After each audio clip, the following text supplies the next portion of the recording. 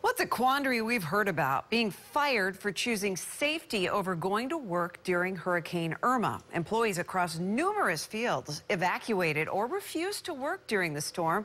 Then they were notified they had no job to come back to. And that's when they knew they better call Behnken. Investigator Shannon Behnken joins me now, and it's a question, boy. A lot of people were emailing this and putting it on Facebook. What's the answer? Well, you know, it's a real tough one because some of these people who've reached out to us, Stacey, they're in mandatory evacuation zones, and, you know, the governor was telling us all we need to leave. And some of these people work for private companies, some work for local government, and now they're all scrambling to figure out how they can be fired just for protecting their families. I got fired for protecting my wife during the storm. Brian Nutting has worked for the city of Largo for 24 years, removing storm debris. That's what he did all last week until Friday when he was fired. They sent me into the conference room and sat down and says, in accordance with City Hall, you've been terminated.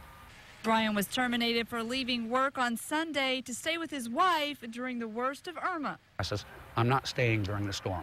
My wife was left alone, and she's not going to be left alone during the storm. I will be there, and I will report back to work when the storm is gone. When the winds died down, he returned. City officials defend the firing, calling Brian an emergency responder. 4 Largo employees lost their jobs for failing to work during Irma. They joined others from numerous fields. An industrial worker told he could evacuate, then fired. A social worker evacuated to North Florida. A gas shortage delayed her return trip, and now her job is in limbo. And a Jacksonville Pizza Hut made national news for posting this note telling employees not to miss shifts before evacuating. The bad news, employers usually win. Do you think we need stronger laws in Florida to protect employees in the case of a disaster? No, absolutely.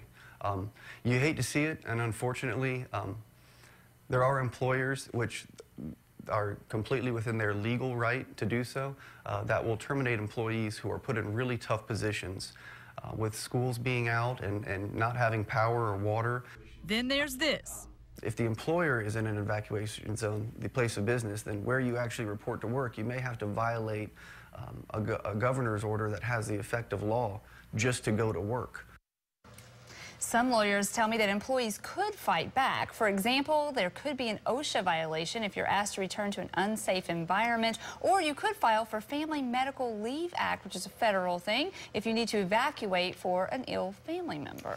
Boy, it's hard to come back and pick up the pieces. Yeah, it really is. And I'm sure it was difficult to try and get approval to miss. It was a very panicked situation. So many in that same boat. You did ask about changing state law. What do you think about that? Will it be changed? I did ask about that, and a lot of people are talking about it. Apparently, some states do have laws in effect that if there is a declared state of emergency, and of course there was here, you could be, you know, you could go ahead and leave and not be fired for that. But that's not the case in Florida. I'm told some legislators are looking at changing it, and maybe we do need to take a closer look at that. I'm going to make sure that those legislators know what's happening to the people here in Tampa Bay. All right. Good information. Very aid on your side. Thank you, Shannon.